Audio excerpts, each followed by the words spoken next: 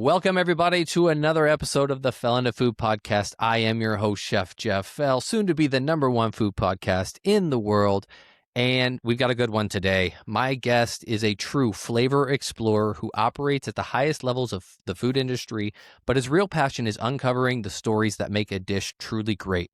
He is the VP of Marketing and Consumer Insights for one of the world's leading flavor manufacturers, the creator and host of the popular Flavors Unknown podcast, and the author of the book, Conversations Behind the Kitchen Door. But today, we're going to dive into his newest book, A Taste of Madagascar, Culinary Riches of the Red Island. He takes us far beyond vanilla to explore the incredible biodiversity, culinary traditions, and environmental challenges of this truly unique place. Emmanuel Laroche, thanks for coming on. Hey Jeff, thank you for having me. It's an honor to be on your podcast, to be on a fellow podcaster. Yes. That's what makes it interesting is one, somebody in food, and then two, another podcaster. So this could get really interesting real quick. Yeah. But I first have to know, what is a flavor explorer? You have to explain what that term is. Yeah. So the idea is that flavor has been always something that is part of my passion from just out of, I would say, school. So I have a master in organic chemistry, and then after that an MBA in marketing. And food has been always part of something that I love.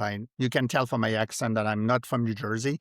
That's originally born in France and moved to the US 23 years ago. So I'm French American now. But the idea is that food has been always ubiquitous. At home I was cooking with my mom since I am 6 years old. I knew how to make a quiche Lorraine, for instance. She's from that region.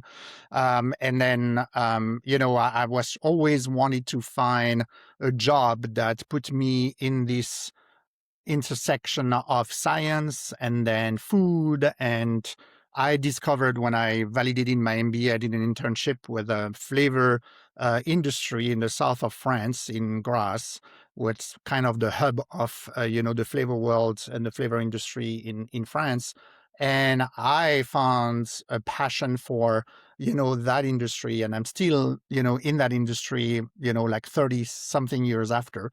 And the idea of flavor explorer is that it's for me a combination of professional and personal. So the idea is always being curious about discovering new taste, new flavors. So when I go to a restaurant and someone said, in the way you want to go, I said, I want to go to a restaurant I've never been before.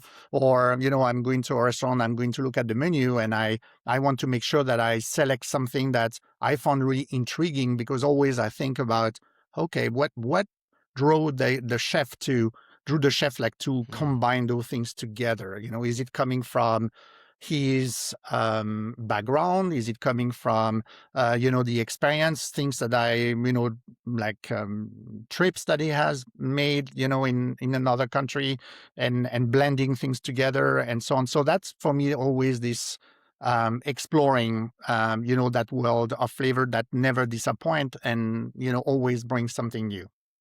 Yeah, I mean, you come from the center of the food world. I'm in France, so it's kind of hard not to have I know I heard a lot of this. I had the chance to travel around the world, travel in all 48 states out of 50 here in the US. And, it's always interesting to see.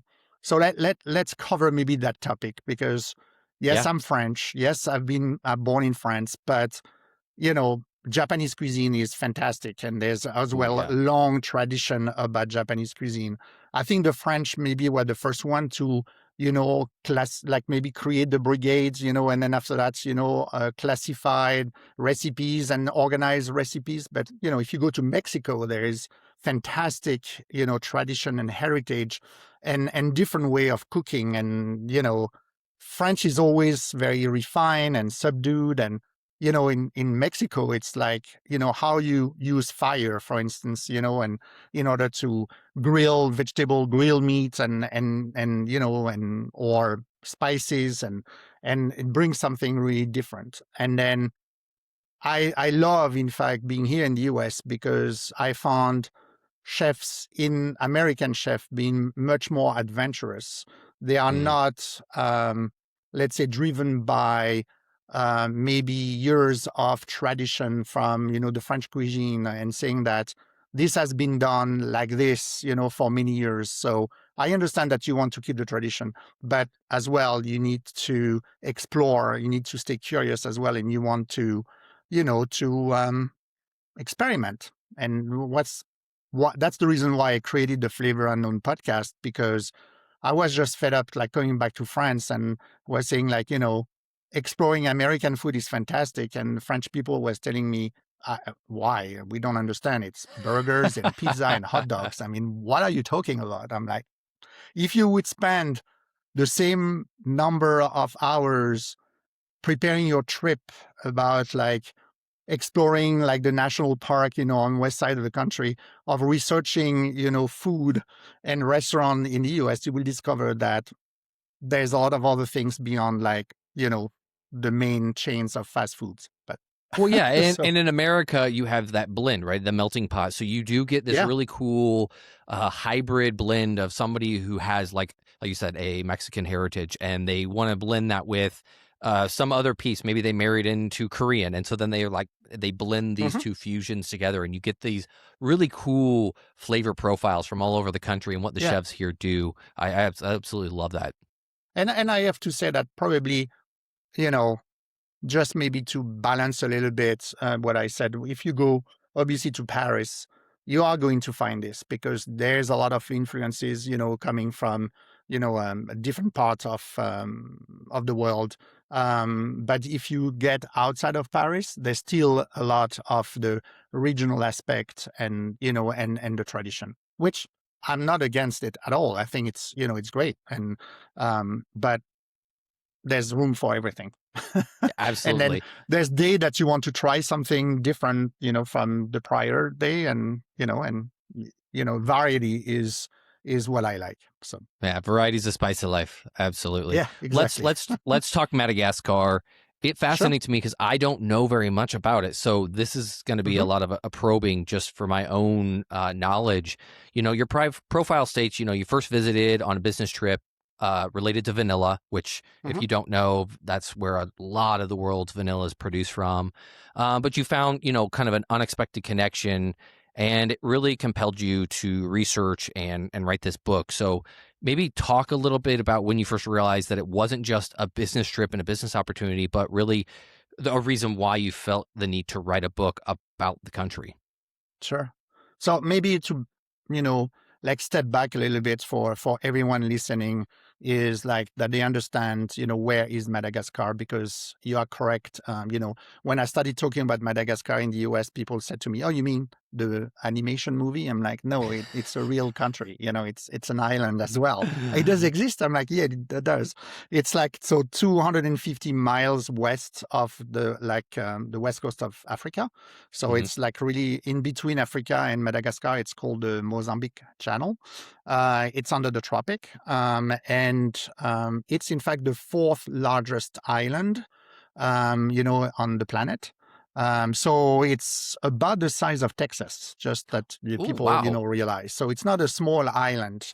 In Europe, if you put it like on top of the French, the map, you will have the top of the island being in Germany and the bottom of the island being in Spain, just to show a little bit, that the size. And there's about like 30 million, 30 million, people living on this island. And there's a lot of variety of landscapes. And so basically there's in the middle of the island, there's a huge chain, of mountains, and it's quite high, and then it goes after that, down on both sides of, Mhm. towards the ocean, and so fantastic, Indian Ocean on the east side, and then the Mozambique Channel on the west side. Which is really great is that when I went there for the first time, I had preconceived notion close to Africa, so African influences, and then if you arrive there, you found that in fact it's a melting pot of like Asian and Africa.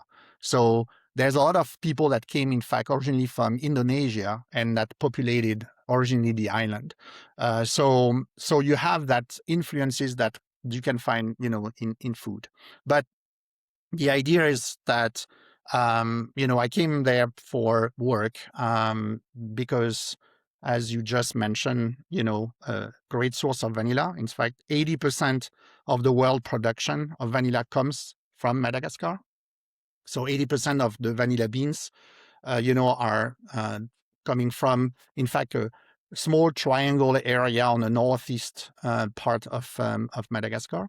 And I took with me three American culinary leaders. So I had Chef Elizabeth Faulkner, you probably know the name, that came with me, Michael Gulotta from New Orleans, and as well a mixologist, Shannon T. Bay, that at that time was the beverage director of Death and Company in New York. And the idea is we wanted to bring them closer to the source of vanilla. So I came to Madagascar for vanilla, and in fact, I stayed because of all things that I discovered. I discovered that pink peppercorn is amazing. It's in fact, the second producer after Brazil of pink peppercorn on the planet.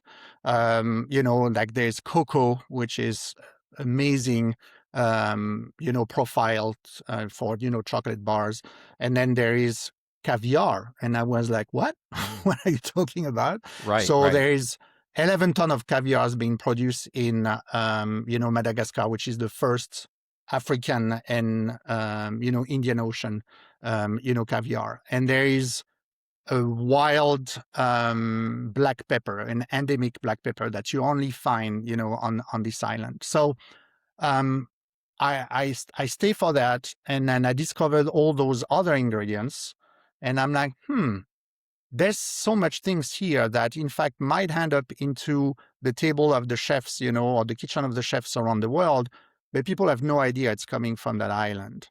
And then I decided to come back. I've done 3 trips, long trip to the island. And I came back because of the people, because the farmers, the entrepreneurs, the beekeepers, they are fantastic individuals. They welcome you, and had the chance to really tour the island completely. And I decided to come back because of them, to interview them. And I said, okay, now I know that's the great content that I have to share with the rest of the world. And that will be a great topic for a second book. Yeah, and that's the Malagasy people. Is that how it's said? Malagasy, Malaga yeah, Malagasy. So Malagasy what people, yeah. what about with their tradition? What created this kind of bond that a travel like a normal experience you don't normally get? You may interact with the culture, but you really dove in. So what was kind of that bond you had with Yeah. the Malagasy people? So I have to say that, yeah, I didn't have at all the experience of a tourist. First, because I think I'm always, as I say, curious, and I'm very respectful of everyone's culture, tradition, always looking for great storytelling. And I had a chance to got acquainted with a gentleman. His name is Nirin, and he is the owner of a chocolate factory, as well as the cocoa plantation on the north west side of the island, where there's a big cocoa tree plantation area there. And we became friends very quickly. And it happens during my first trip. And on the flight back, I started to have this idea of this maybe could be a second book. And then I stayed in contact with him, and I said to him, "Hey, you know what? I think this is what I want to do." And I said, I exactly that I want to celebrate the products coming from the islands, and as well featuring people that, in fact, are taking care of those products, but as well giving back to the local communities. Because, being French, I have obviously that notion like in mind that, Madagascar used to be a French colony, until 1960, they became independent. So there's been a lot of impact, positive or negative, Hmm. from France there. And there's a lot of companies that decided to go to Madagascar because of the cheap workforce. And I wanted to make sure that people that I wanted to bring on that book was people that, in fact, did something very different, and they were really, giving back to the local, the local community and local people. So what happened is that he loved the idea, of course, the fact that someone wanted to, focus on, his island. So he took 2 weeks vacation, and he was my guide on my second trip. And I was able to meet beekeepers, people that are cultivating cloves, pink peppercorn, of course, vanilla farmers, and so on. And I had the chance to connect with 18. I conducted, I think, 18 interviews in 14 days, on my second trip. And really, it's really interesting because those people are, no, poor in, generally speaking. There's 75% of the population which is below the poverty line. And, so um, of course, when you experience this, you're drawn into, their stories, but they always have a smile on their face, and they are welcoming you, into their home, and they generally want to, establish a connection and share their traditions and and what they do. And I think this is, what resonated with me, and the fact that I really wanted to celebrate their resilience. How many of these extra exports, all these, the things you don't think of, caviar, the pink peppercorns, the cacao, how much of that's actually being exported versus consumed, right there on the island? This is a fantastic question, in fact, Jeff, because um, I can tell you a story that will answer that question. The story that what shocked us, when I say us, it's me and the American chef that were with me on the first trip, where in fact, you go to the island, there's going to be a lot of vanilla. So you are expecting, and Elizabeth Faulkner really expressed it the right way. She said, you go to a country like in Middle Eastern, a region that cultivates saffron. You find saffron everywhere, in the Hmm. dishes, and so on the menu. There was absolutely no vanilla whatsoever. And so we went to the Sava region, which is the northeast region where 80% of the world vanilla comes from. And then we met with those farmers, and then they explain, everything on the process, working with different company for extractions and so on. And then we asked the question, and we said, so what is vanilla for you? And they said, this is currency, this is income. And I said, but how do you use it in your cooking? Oh, we don't. And we're like, what? We don't. So vanilla is absolutely not part of the culture from Madagascar. This is, in fact, everything is exported. Mm. Um, and for them, this is, in fact, a huge income for the farmers for that region. And this is something that really we were kind of, you should have seen our jaws were like dropping. Say what? And then, and yeah, and so that's the same thing with pink peppercorn. You find a little bit of pink peppercorn in the cooking. Um, Pink peppercorn come from the southeast part of the island, and again, most of it is exported. Cloves, most of it is exported. All of this has been, in fact, it's not really endemic. It's been brought through generation by sometime, people that came to the island. It could be as well from, the waves of colonialism, Hmm. and so most of it is exported. The things Wow. that you can find in the cooking, it's like the wild black pepper, which is endemic. So you can find this in certain recipes.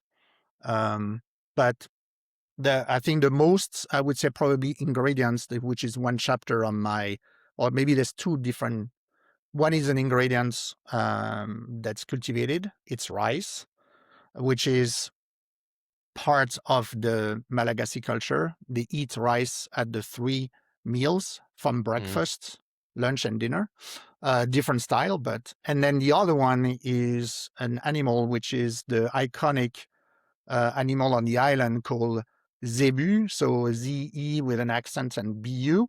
It's in fact the hunchback cattle, very iconic. It's everywhere.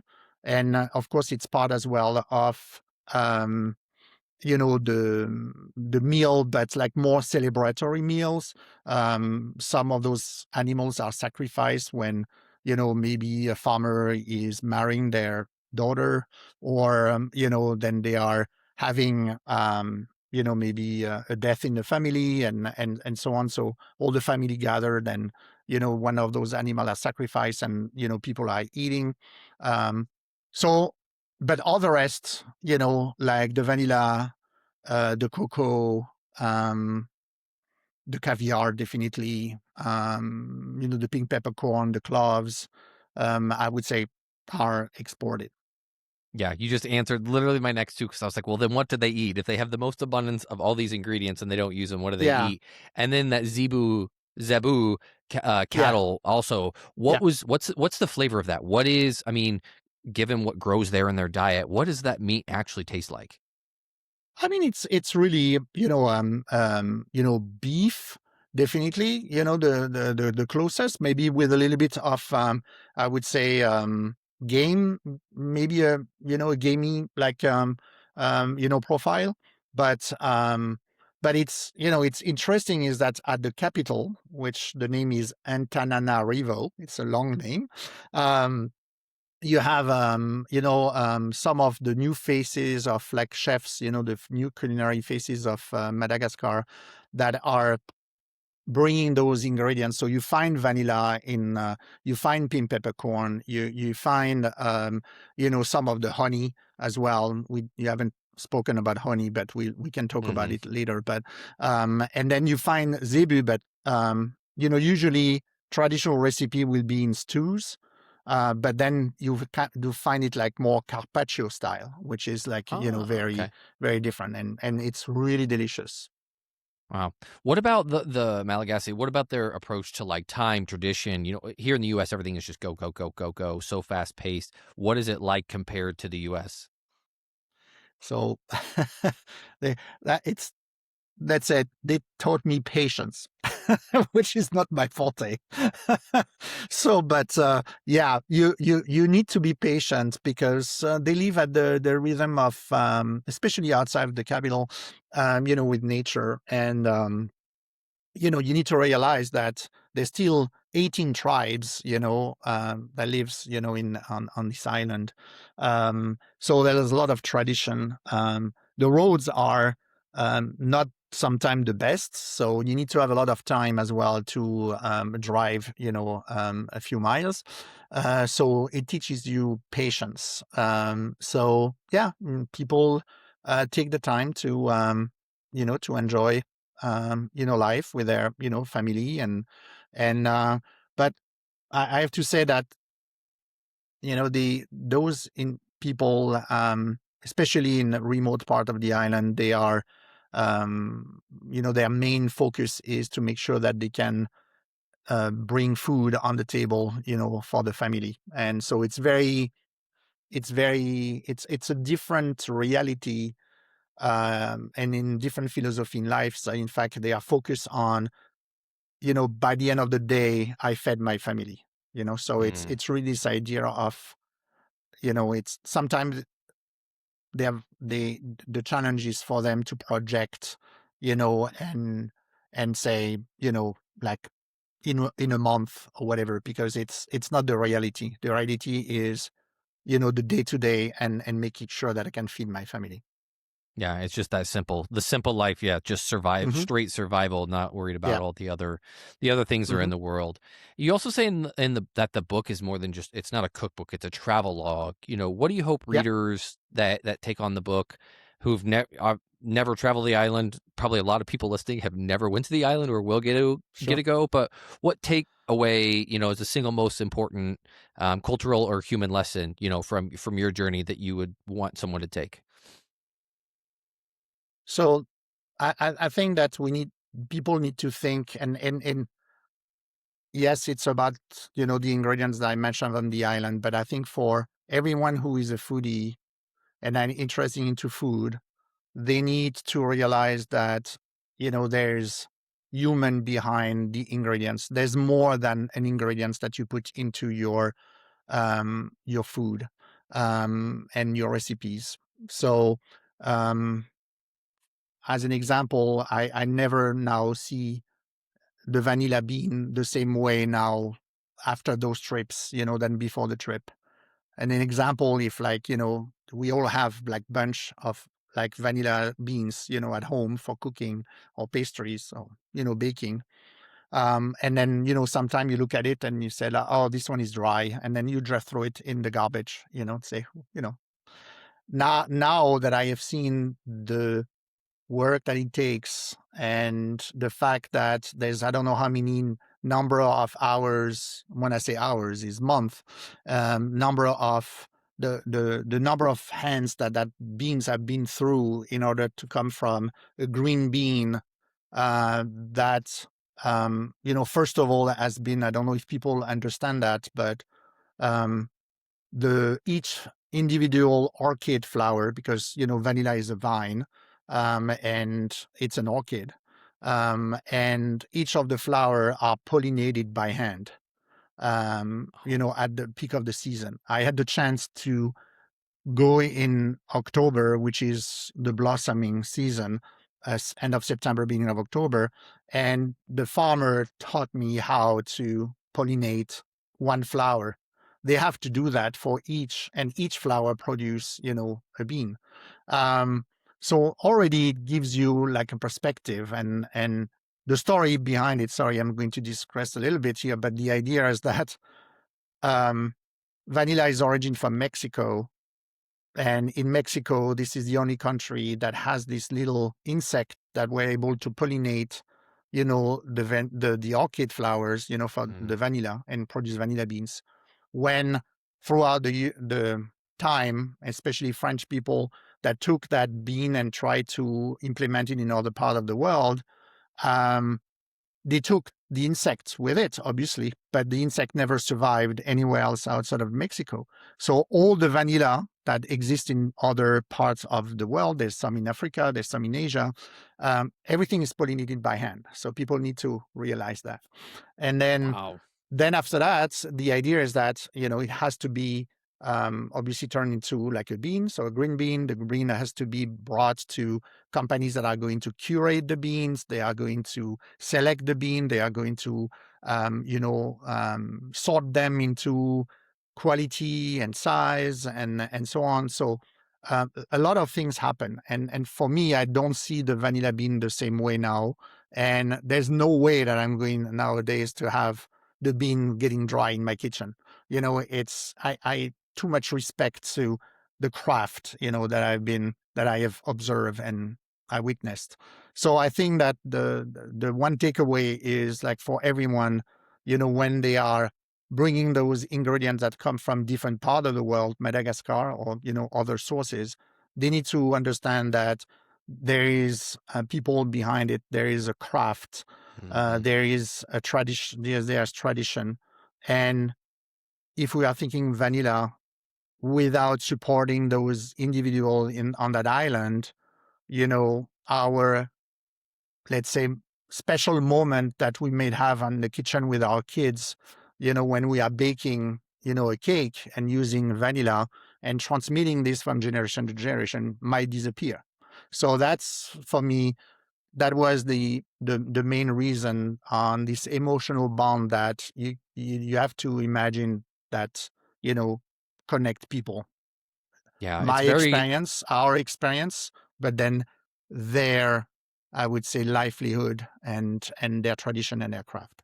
Yeah, the things we take for granted, it's very similar Hmm. to coffee. It sounds like, how the Yeah, beans are harvested green. People don't sure. understand that and what actually transpires to actually get good quality coffee and how many people, here, Correct. especially in America, one, we've got some people that just roast the living hell out of the beans and don't do them justice. But then how many people True. have just a bag of beans in their cabinet and they dry out the oils, are exfoliated and they just toss them and they don't know Hmm. what went into that bag of beans and how much work went to whatever part, whether it be Colombia, Yeah. Africa, I mean, all over the world. It's Hmm. it's it's fascinating, um, how Very true. how little respect that we have for the ingredients that we use. You Hmm. we see it more with when it's at home, when we're talking about ingredients grown here, but really there should be a giant respect for what has to be grown from all around Yeah. the world that we're using in our kitchens, for sure. You mentioned bees, and I'm very curious on what that is like there. You mentioned that it's a special bug for that plant because originally that was my first thought was, well, if they have a bunch of bees and they're producing honey, clearly they can pollinate, but obviously it's a Hmm. special insect. But what is Yeah. honey to them? How is that? Is it produced in the Yeah. traditional sense, like it is here in America's? And then when it's exported, I always hear the dirty secrets of honey and how it's always diluted. Is that Hmm. what's coming over as a true raw unfiltered honey, or what Yeah. is that process like? Yeah. So again, you hit like the right spot here in your question, because you talk about tradition, you talk about modern way of making honeys, and you're talking about the quality and what can be found on the market. And as you said, you found a lot of not good honey. um, let's start with the first part, tradition. Um, so there is bees that are indigenous from the island, and in fact, you find hives, wild, like in the forest. And people in the villages in different part of the islands, they have the tradition, in fact, to collect, the honey, from those wild hives. In fact, when you go into very remote part of the island, have the chance to hike in very remote parts, and I've done 9 hours of like dirt road, on in the car one way, 9 hours the way back. You go through little villages that are basically huts, in woods, and people with a lot of, obviously income there. And so you have a lot of kids that are, sometimes you have to slow down because the road conditions are not the best. And then they come to the car, and in fact, in Malagasy, I didn't know exactly what they were asking, but my driver said, because you cannot really go there on your own, Mhm. said, they're asking for if you have any plastic bottles, with you, because obviously we carry a lot of water because, it's a hot region. And then, so they give, and I said, what do we need the bottle for? And they said, oh, because they are going collecting honey. So the kids go to the forest and they will, collect the honey from the hives. The only issue is that, this is the way they do it, and most of the time they destroy the whole hive. So, you know, like the queen bee, doesn't survive, and then there's no hives left. So the tradition is great, but at the same time, it's not the best way of keeping this. So there's a lot of companies that are NGOs, and that are being implemented in Madagascar because they are trying to give a different source of income to the farmers. Mhm. And main reason is, we may talk about it, I know, no more, no later, but it's situation of deforestation, which is a big situation on the island, because people are producing charcoal, because that's a way of, for them as well, to have fuel. I mean, to, for eating, and warm, like the food as well. And they are reselling it. So, but of course they are destroying the forest when they do that. So they are educating farmers to say, instead of producing charcoal, if you put like maybe 20 hives on your garden, property, whatever, then you can produce enough honey that you can resell, and it's give you income that's going to go far beyond the income that you can get by selling charcoal. So there's a lot of this that's happening in different parts of the island. And I had the chance to meet, one of the company that it's called Beekeeper, and like Compagnie du Miel, like the honey company, but French and Belgium company, and then they educate the farmers to how to like produce, first to take care of the hives, and Hmm. then, and to collect honey. And then obviously that French and Belgium company will export it. And, then they will give, that income back to the farmers. So you see a lot of this, but this is really raw honey. And what's really super interesting is you have a unique biodiversity on the island. 90% of the vegetation of the animals that are in the island doesn't exist anywhere outside, in the world. And then you are going to find lychee honey. You are going to find mangrove honey. You are going to Mm. find primary forest honey. Yeah, so those type of things that you can find anywhere else. And they are definitely high quality raw honey. And, obviously, as you are a chef, so you know exactly how it goes. Like usually, there's always the effect of crystallization on the honey, so which is normal, and depending of the type of honey, that crystallization can takes place like faster than other. And if people are not really, like, the consumer is not really educated, um, we have in the Western world, consumers that wants to have honey which is like very translucent and Yeah, liquid, yeah. and they can and they can spread it and so on. Unfortunately, there are honey that are coming from other part of the world with the quality that is not the best. So crystallization, for everyone listening, it's normal part of what the way how honey behaves when they are aging. So you can reheat it at home, and it goes back into liquid form. But no, yeah, the quality of the honey from Madagascar is high quality, hot raw honey. Yeah, that's what I've noticed. I get Manuka honey from New Zealand, Hmm. and that's how Yeah, it comes. It's already crystallized, and yeah, if you didn't know any better, you'd be like, "This honey is no good. Why?" And they don't understand that. Yes, that is a natural process of unprocessed real honey, and it has a lot of benefits. And I'm yeah. assuming there's probably a lot of health benefits with the Madagascar and And I honey. and I really like talk about it in the book in detail. So on different things. First of all, there's so much different quality and like organoleptic quality of honey in terms of like different flavors that people are using there. The chefs, on the island use it for different let's say application. There's some that they will use as a signature for, for like culinary dishes and meats. There's some others that are going to be used in maybe like shakes, for instance, and or some are like going to be used more for cereal, with cereal in breakfast. So I think that's interesting, and I talk as well about the. And again, that's not my knowledge; it's the knowledge that I'm sharing from the company that I interviewed.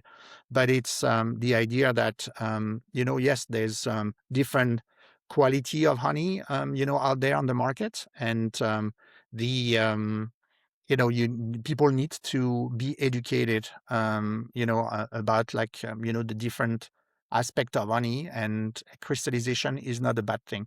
In fact, it's a testimonial of like quality for honey. Yeah, and you can taste the quality difference if you take them side by Hmm. side. It's night and day on the sweetness is different. It doesn't feel like artificial. I don't know if that's the right word, but when you're tasting it, it doesn't have that Sure. Yeah. that mouth feel. It's a different richness. If you haven't tried it, go out and get some non processed honey. And like you said, sure you can find it. I know I get mine at Costco because they get it in bulk, but it's just great stuff. You Absolutely. you you touched on deforestation, and I have to ask because I think that blends into where I was going to go with the influence from the outside world of Hmm. we're trying to teach these farmers from probably big companies that want to capitalize. Let's be real on Hmm. these products.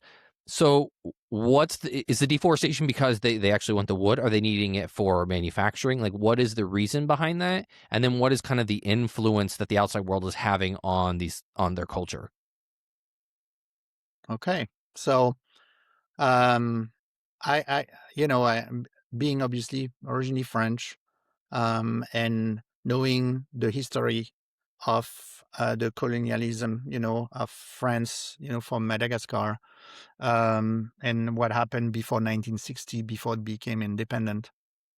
Um, I have to say that probably the deforestation is, and I'm sure if there's any French people that are going to listen, they are not going to like what I'm going to say. But the idea is that it is a direct, I would say, leftovers from the influence from France, where in fact, um, a lot of, let's say, people from the outside at that time that went on the island, they explored the island because of, the different raw materials that you can get, from the island. Wood being one of them, because there was a lot of very rare, mahogany, type of wood and so on that, in fact, French would bring back, for furniture and, other things. So in order to do that, you had to access, those species. So then you will destroy the rest of the forest. And then, they were as well, at that time, this is where the whole charcoal, situation, happened. So somehow the French, brought that way of living, and then for them, and when from one day to another, the French people decided to leave the island. um, there were no succession, like really established. So it was a moment of, I would say, imbalance from an economy standpoint. And in fact, the people in the different regions of Madagascar started to continue to replicate, what they have been taught. And so they continue with the whole situation of, producing charcoal. So because that was their only way of surviving and the only income that they can get. So a big impact of the deforestation comes from, originally from, the colonization, Hmm. situation. And Hmm. so that's a big part of that. And then there's a lot of other countries that are there, though. So when you look at it from an influence, the Russians are there, the Chinese are there, the Japanese are there, the French are still there, the Americans are there, and the Indian, India. There's a lot of, so people are there because there's a lot of richness, in this on this island. Um, so that's why for me it was very important to focus on companies that are giving back to the community. So, for instance, I'm going to give you two examples. Um, One is the Caviar company, which is in fact three French individuals that came from the textile. So they have still, a very important industry, and manufacturing of textile, for big brands, around the world. And then they decided to invest into another, um, source, and that's where the caviar, came up. So they have seen that in France, in the southwest part of France, there was, caviar and like sturgeon farms that were created. So they decided, oh, they know the luxury, I would say, industry. So Hmm. they said, okay, because of the textile aspect, fabric, they said, we'll, that's probably a logical thing for us from, a business standpoint. And so it's been 13 years now, probably they've started. Um, you have the entire story in the book, in the caviar chapter, but in a nutshell, they identify like a lake with pristine, quality of water. They establish everything with sustainability of the filtration, of waters. And they started to bring, some fertilized eggs of sturgeon, and then they, grow the sturgeon. So now they are producing 11 tons of caviar. Um, what is interesting is, in fact, that 80% of the workforce for this company are from Madagascar. In fact, what they did is a lot of people that are working in that farm, the sturgeon farm, are the children from the parents that were working on the textile, company, that because of their income, they were able to put their children to school and to university. And those people graduated with, a very, high education, and were able to take care of, of managing, of senior position, of that sturgeon farm. So that's one element, which for me was fantastic story. The second is that when you produce caviar, you are sacrificing, the sturgeon. Obviously, you have to kill the sturgeon to, collect the eggs. So what they did is, like, a part of those sturgeon, female, that are killed, and then maybe some of the male as well, that you can keep some for reproduction, but otherwise, as well, you can, give. So they give them to villages that are around the farm, and then those individuals from the village, like, resell it on the market. So that's a source of income for them. And then another part of those fish, the sturgeons, are given to the orphanage in, in Antananarivo, at the capital. So it gives, like, really an intake of, like, animal protein, to the children, that otherwise they would not have. Sometime maybe they will have one or two, intake a year. And now they have, like, regular protein intake. So that's, for me, one example of, the way how companies are, in fact, can give back to local communities. And then, so if you see Rova Caviar, which is the brand from, and I know they are going to start, like, the exportation on in the US. So that's where it's coming from. So ROVA Caviar. And then the other one is, like, company that the one I work for, but there's others, and we're not the only one. But when it comes to vanilla, where, in fact, it's difficult to make it short, but in fact, the vanilla is something that a farmer, and there's a lot of farmers, and farmers, don't think about the Midwest farmers with, like, a lot of lands and so on. Sometimes they only have, like, 10 vines, or sometimes they might have, like, 50 or 100 vines, depending. But what you have to keep in mind is that when the harvest season is taking place, they are taking those vines to, like, a company like ours, to do the curing for the extraction, of the vanilla, for the vanilla extract, or treating the beans. They receive their income at that time. So one day is they bring the vine, they get the money. And that sometime this is the only harvest that they have. So one day a year, they got their salary. Wow. So you can imagine that's not easy to let's say, manage. But so we decided, like other companies that are in that business, that, if we want to continue this whole story of heritage of, vanilla in the Western world, and that we can enjoy, the vanilla the way we enjoy it, we need to preserve, that industry. We need to preserve those tradition. And then we started to put together some services in order to help those farmers. So first of all, we teach them how to diversify their production with other things that give them more income. So they can grow maybe, cocoa, or they can plant patchouli.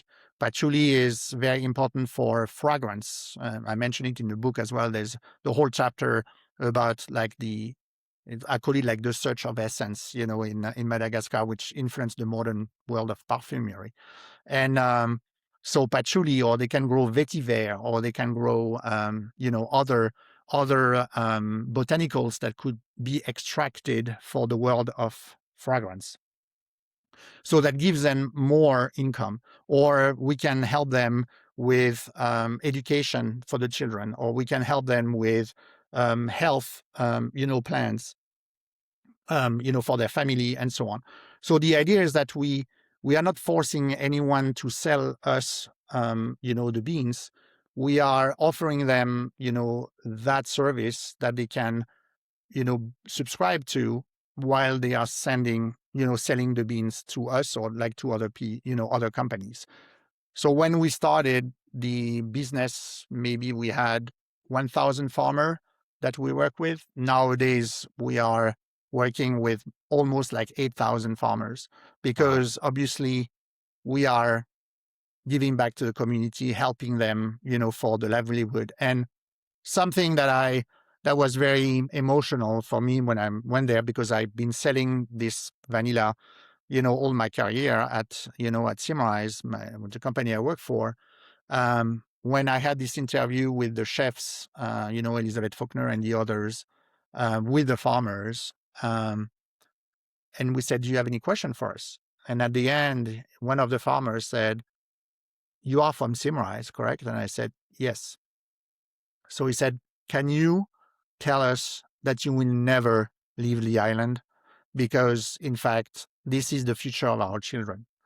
And that, that was something that was very, very Wow. emotional for me, because, you'd never experience that, when you think about the business, the way how I interact with, my customers and so on. And then when you realize that, in fact, what you are offering is the livelihood of thousands of farmers and their families.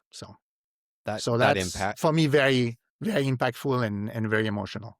Yeah, that type of impact. I think. Yeah, you said it beautifully. Like that's just exactly what we should be doing, and that level of impact to those people. I think if more understood the impact that Yeah. we are having on other countries, and like you said, this is their legacy for their children, being able to Hmm. support them, diversify them. It's Yeah. such it's such a good story when there's so many horror stories in this food industry of just complete greed and money. To hear something that is changing people for the better, I love Sure. it. I love that story. I absolutely love that Thank story. you. So Thank you. I mean, that's so true. And I, obviously we are as well, we are in the business to make money and, like everyone else and so on, but there's a way of doing it, that right. thing that's, to make sure that we are respecting everyone's culture, respecting, everyone legacy, as you said, and making sure that we give them a livelihood for their family and for their own future. Yeah. All right. One final question. Across all your books, your podcast, your career, you've dedicated yourself to finding all these flavors unknown. At your stage right now, what do you believe is the biggest remaining unknown of the food world? Wow, that's a tough question. Um, what is the biggest unknown in the food world? Um, I don't know. Probably we're going to repeat what we said before, but the idea of um, like understanding that this is more than a flavor, that is more than an ingredients, and this is that story of like people behind like each of them. So for me, um it's like trying to make them less unknown so that means that the people are stay curious, and the people you always explore, and go beyond what they see on like a line on the menu. And for me it's the idea of understanding the people behind the ingredients, but as well understanding the people behind that the people that are making, in fact, that are celebrating that ingredients. Because you're chefs, so you know exactly what I'm talking about here, which is in fact, you will not have or you will not make, and I know that you are more maybe with, working with technology and so on, but, otherwise when you have a restaurant, the idea is that you are celebrating those ingredients. The chefs Hmm. is in fact trying, what I've learned talking to many chefs around the country is that, um, more experience they have, less transformation they make, on the ingredients. It's more about respecting the ingredients, sourcing the quality ingredients, and making sure that ingredients is shining, on the plate. And then they are respecting, the story behind and the people behind that ingredients. So that's why there's so many partnership between chefs and farmers, and fishermen, here in the US. So for me, it's the same thing. So for, the unknown is really more for the consumer part to make it less unknown and in fact being curious of engaging and understanding the story behind the ingredients and the story behind the people that are transforming the ingredient Yes. for our pleasure as a consumer. Yes, 100%. That seems to be the theme this year that I've noticed from everyone that I've been talking to is even a more deep respect for the ingredients and learning the story behind the ingredient. It's like that's great that it comes from a, family farm or whatever it might be, but what's the story behind that? There's usually some bigger story. And what you kind of shared with us today is these stories from across the world that we don't get to hear because they Mhm. get buried in because they're not in our backyard. They're not front and center. So we kind of push them off to the side and say, well, it's produced somewhere. They're fine. I need this to cook today. But if we really took the time, and I highly recommend read the new book coming out because it's going to probably, this conversation is just a blip of, your findings in one country, one of Sure. how many produce around the world. So for sure. Emmanuel, where does everyone go? I know the book drops soon, so maybe give a plug for that. And then where do they go to learn about you, your podcast, and everything else? Yeah, thank you, Jeff. For the podcast, they can go, and myself, they can go to website, flavorsunknown.com. For the book, it's just they can go to atasteofmadagascar.com. That's the name of the title of the book. They can find the book for pre-order now, online wherever they buy books, social media. So on Instagram, it's Flavors Unknown as well, on Facebook, on Instagram, and then on LinkedIn, under my name, Emmanuel Laroche. So that's where they find me. Awesome. Merci, Emmanuel. Merci, Jeff. I really appreciate it. Thank you. Yes. Thank you very much for having me. Yes. And everyone listening, until next time, we'll catch you on the sunny side.